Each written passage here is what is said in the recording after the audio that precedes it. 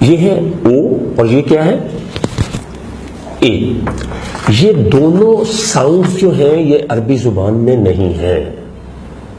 دونوں ساؤنڈز اے اور او یہ عربک ساؤنڈز نہیں ہیں. تو پھر کیا کریں؟ ہم اپنا 90% قرآن انہی ساؤنڈز کے ساتھ پڑھتے ہیں. کیا کریں؟ اے کو ای میں کنورٹ کر دیں اور او کو یو میں کر دیں. دیکھیں ہم جب تعوذ پڑھتے ہیں تو غلطی کیا کرتے ہیں؟ اعوذ باللہ یا اعوذو باللہ. تو جیسے ہی ہم او کہتے ہیں تو او کی ساؤنڈ تو نہیں ہے. پھر کیا کریں؟ اعوذو او یعنی یو میں بدل دیں. اسی طرح ہم اس کو کیسے پڑھتے ہیں؟ للہ ناٹ للہ ہی. جہاں جہاں اے کی ساؤنڈ ہے اس کو ای میں کنورٹ کرنا شروع کر دیں اور جہاں او ہے اس کو یو میں بدل دیں. الحمدو کسی کو بھی دیکھیں پاکستانی برصغیر میں الحمدو پڑھتے ہیں، دو نہیں ہے. اٹ از الحمدو الحمدو. اور یہ للہ ہے نہیں للہ ہی.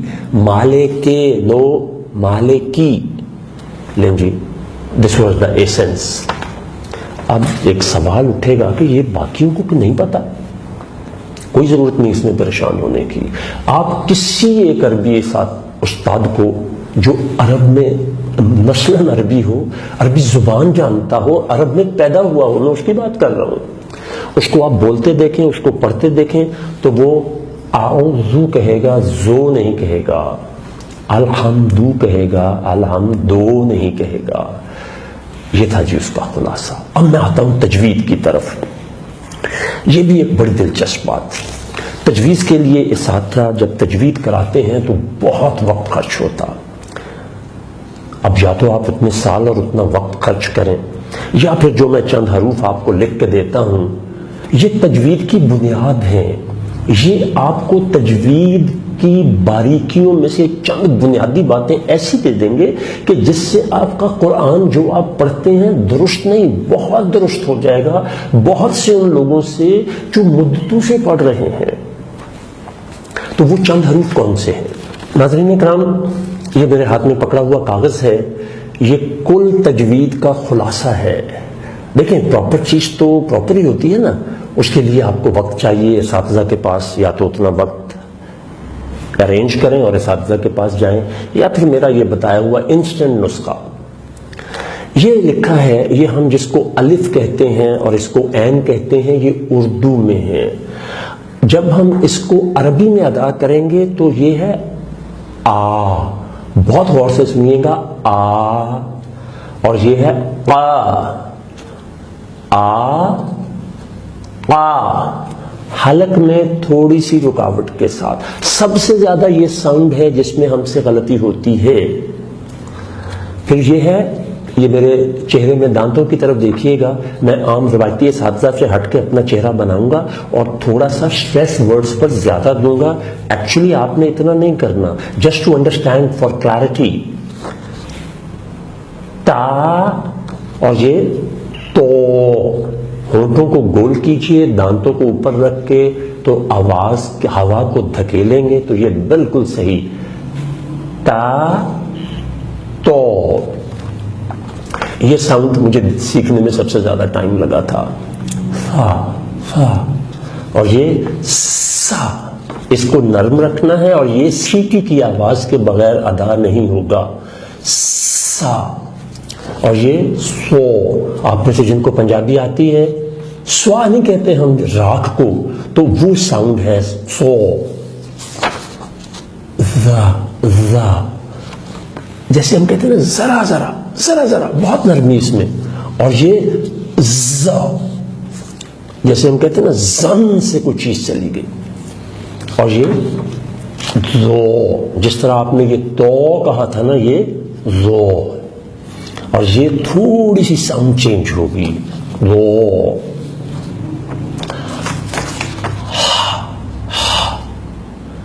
بالکل ہلکی سی جیسے ہم سانس لے رہے ہوتے ہیں.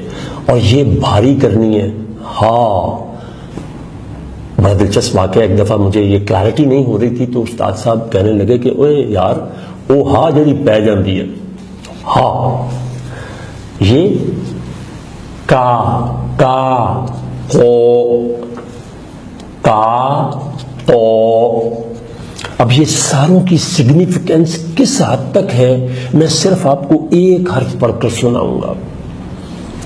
بہت اہم ہے. آپ کی آنکھیں کھل جائیں گی, دل ہل جائیں گے کہ ذرا سی محنت سے آپ کتنے بڑی غلطی سے چھوٹ جائیں گے, بچ جائیں گے. بہت دھیان سے برائے کرم سنیے گا, کیونکہ میں نے آپ کو کہا ہے کہ آپ کی آنکھیں کھل جائیں گی اور دل دہل جائیں گے. قرآن میں ایسے لکھا ہوا ہے, تو اس کی ادائیگی جو درست ہے وہ ہے الحمدو. ابھی میں نے بتایا نا او کو او میں بدلنا ہے. الحمدو. دیانتداری سے دیکھیے گا. استغفر اللہ, میں چونکہ میننگ جانتا ہوں اس لیے ڈر کے بولنے لگا ہوں صرف سمجھانے کے لیے. جب ہم یہ کہتے ہیں نا الحمدو, ہم کہتے ہیں سنا یار کی حال ہے, او یار شکر الحمدللہ, بڑا اللہ کا کرم ہے. سنیے, یہ جو چیزیں میں نے آپ کے سامنے عرض کی ہیں اس کو کتنے منٹ لگے ہیں, خدا کے لیے ان کو درست کر لیں. اب میننگ کا فرق سنیے. الحمد, اس کا مطلب تو ہوتا ہے تمام تعریفیں اللہ کے لیے ہیں, اور اس کا مطلب پتہ ہے, اس کا مطلب ہوتا ہے تمام تباہیاں اللہ کے لیے ہیں, تمام ہلاکتیں اللہ کے لیے ہیں. اس کا مطلب دھواں ہوتا ہے, اس کا مطلب ڈھول ہوتا ہے, اور بہت سارے برے میننگز ہوتے ہیں. اسی طرح یہ تمام کے تمام حروف اگر آپ درست کر لیں گے تو اس کو دوبارہ سنیں گے تو انشاءاللہ آپ کی بہت ساری چیزیں ٹھیک ہو جائیں گی. آپ صلی اللہ علیہ وسلم کے بارے میں ایک چیز کہی جاتی ہے کہ آپ امی تھے. ہم بدقسمتی سے چونکہ عربی نہیں جانتے نا, اس لیے ہم چیزوں کو صحیح طرح سے انڈرسٹینڈ نہیں کرتے ہیں. ایک چھوٹا سا واقعہ بتاتا ہوں, it is food for thought. جیسے ہی وحی کا نزول ہوتا کسی بھی صورت میں, آپ کی دلچسپی کے لیے بتاؤں, نزول وحی کی جتنی بھی جہتیں دنیا میں موجود تھیں, اللہ جل شانہ نے جس شکل میں کسی بھی نبی پر وحی بھیجی وہ تمام کی تمام اکٹھی کر کے رحمت للعالمین پر آپ نے وہ اللہ نے جمع کر دی. جیسے ہی وحی آتی آپ صحابہ کرام کو طلب فرماتے اور ان کو سناتے, وہ اس کو لکھتے. یہاں تک تو شاید آپ نے بات سنی ہو, آپ صلی اللہ علیہ وسلم وہ وحی ان کے ہاتھ سے لے کے دیکھتے. یہ بہت دھیان سے بات سنیے گا. آپ صلی اللہ علیہ وسلم دیکھتے, ملاحظہ فرماتے, پھر اس کو اپروو کرتے. اس میں ایک سنت کے حوالے سے, یہ وہ سنت ہے جو ہمیں پتہ ہی نہیں ہے. سین عربوں کے ہاں ایسے لکھا جاتا تھا, ہم بھی ایسے لکھتے ہیں. آپ صلی اللہ علیہ وسلم نے جب وحی پر یہ سین سے متعلق لفظ حرف آیا تو آپ نے قلم لے کے اپنے دست مبارک سے یہ شوشے یا دندانے بنائے. اس لیے آپ جب بھی کوئی قرآن پاک دیکھیں گے, خطاطی کی میں بات نہیں کر رہا, جب بھی کوئی قرآن پاک دیکھیں گے تو اس میں آپ کو سین یوں لکھا ہوا ملے گا. اس کے علاوہ میرے پاس بہت ساری دلچسپ باتیں حقائق قرآن کے بارے میں بتانے کو ہیں, وہ شاید اس وقت نہیں ہے. ایک بڑی اہم بات یاد آئی ہے, وہ اس کا براہ راست اس سے کوئی تعلق نہیں ہے, لیکن بطور مسلمان بہت بڑی بات آپ سے عرض کرنے لگا ہوں. میں ایک دفعہ ایک پادری صاحب کے ساتھ مناظرہ تو نہیں ہو رہا تھا, وی ور ان ڈسکشن, لیکن وہ ڈسکشن تھوڑی سنجیدہ ہو گئی تو اللہ کے شجرے کی بات آئی تو میں نے سورہ اخلاص پڑھی. تو اس نے کہا جی کہ آپ نے اپنا تعارف کرایا کہ آپ قرآن کے کسی ادارے کے چیئرمین ہیں, تو معاف کیجئے گا آپ کو گرامر تو سرے سے نہیں آتی. اس پادری کی عمر زیادہ سے زیادہ 35 سال ہوگی. اس نے کہا گرامر تو آپ کو سرے سے نہیں آتی, اور آپ نے یہ جو سورہ اخلاص پڑھی ہے اس میں 3 غلطیاں کی ہیں. And he mention them. اس چیز نے مجھے ہلا دیا, اور اس کے کچھ عرصہ بعد قدرت نے یہ احسان کیا کہ میرے خلیق دوست عارف خان صاحب, انہوں نے مجھے چودھری نواز صاحب سے ملا دیا اور میری دنیا روشن ہو گئی, اور آج میں یہ آپ تک پہنچا رہا ہوں. تو یہ قرآن کو لہجہ نبوی میں کرنے کے لیے آپ نے 7 آوازوں کو چھوڑ کر 5 آوازوں میں آنا ہے.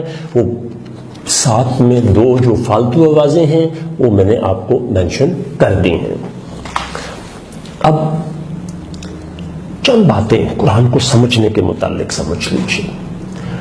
قرآن جو ہے اس کی ادائیگی میں اگر ہم یہ جو میں نے آپ کو اے اور او اور چند حروف بتائے ہیں اگر اس کی نہیں کیئر کرتے تو میننگ کیسے بدل جاتے ہیں، ایک میں نے وہ بھی آپ کو کہی۔ آخر میں آپ کو ایک گفٹ دینا چاہتا ہوں، وہ پتہ کیا ہے؟ The easiest path to understand the holy Quran in 1 hour، 1 گھنٹے میں قرآن پڑھنے کا نسخہ سیکھ لیں۔ وہ کیا ہے؟ Through terminology. قرآن عربی زبان نہ میں نے بنائی ہے نہ آپ نے بنائی ہے، تو جس زبان میں کوئی کتاب لکھی جاتی ہے نا، اس میں کوئی لفظ سمجھ نہ آئے تو وہ اس کتاب میں دیکھنا چاہیے۔ لفظ صبر جو ہے اردو اور فارسی میں ہم اس کے معنی بے بسی کے لیتے ہیں، جبکہ عربی زبان میں صبر سے مراد ہوتا ہے رک جانا یا روک لینا۔ although you have authority to do something but you don't، آپ رک جاتے ہیں، یہ صبر ہے۔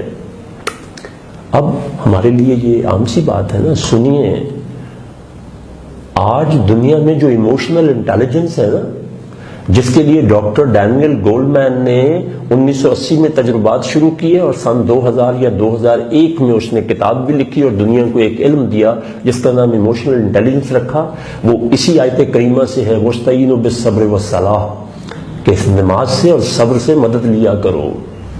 اگر آپ اس کا مجھ سے خلاصہ پوچھیں تو ٹوٹل ایموشنل انٹیلیجنس کا خلاصہ یہ ہے، respond not react in any situation when it arises۔ کوئی بھی صورتحال جب پیدا ہوتی ہے تو رد عمل نہ کریں، طرز عمل اختیار کریں، آپ کے لیے آسانیاں پیدا ہو جائیں گی۔ اس طرح اور بھی بہت ساری چیزیں ہیں، تو براہ کرم قرآن کو سمجھنے کی طرف آئیے۔ تھوڑی سی اور ایک، قرآن نے دنیا کو ہدایت تو کتاب ہے ہی ہے، اس نے تجارت میں کیا دیا ہے؟ اس نے دنیا کو 17 یا 18 علوم عطا فرمائے ہیں۔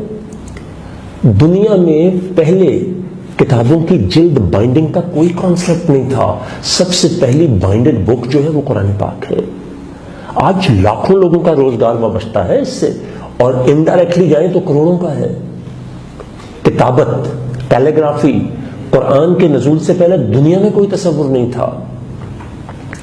کیمسٹری نے جتنی ڈیولپمنٹ قرآن کے بعد کی ہے اس سے پہلے نہیں کی تھی، کاش وقت ہوتا تو میں آپ کو سب کچھ بتاتا۔ کتابت، پھر اس طرح سیاہیوں کو گلانا، یہ جو مختلف دھاتوں کو گلانا، سیاہی کی سند نے ترقی کی، پیپر کی سند میں ترقی آئی، پیپر پہلے موجود تھا لیکن اس میں ڈیولپمنٹ اتنی زیادہ نہیں آئی تھی۔ پرنٹنگ پریس جو ہے وہ اس کی ایجاد جو ہے، اس چونکہ قرآن سب سے زیادہ چھپنے والی اور پڑھے جانے والی کتاب ہے، بہت انمول۔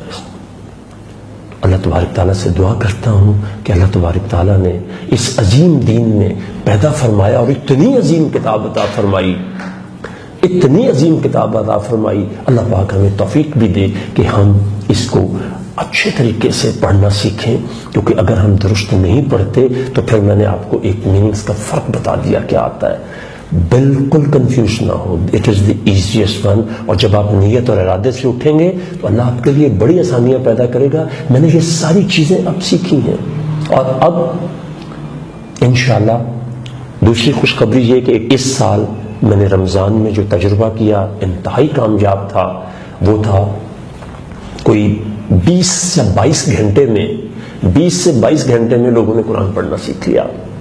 اب